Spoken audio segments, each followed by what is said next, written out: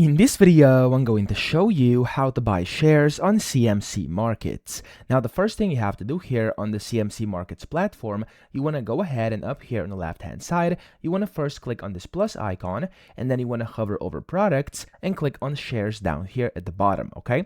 So click on that and the shares will pop up, and then you first have to select a share of what you would like to buy. So if I go down here to find the US, I'm going to click on US, and I'm actually just going to search for Apple up here just for this tutorial like that, and it's going to find Apple over here. And if I click on that now, as you can see here, it's going to pop up on a separate chart. And if I show you actually before that, here when you can see it inside your list, you can also buy and sell directly over here. So if you don't want to open up a different chart, you can just buy and sell directly over here. So go ahead and click on either buy or sell. This order window is going to open up, and this is basically where you can then buy. So you can first select how many units you want. So if I go, for example, 0.1 here, and then the amount is going to open up, and this is where you can actually put on stop losses, take profits, select which order type you want to do. So a stop entry, limit, or market order.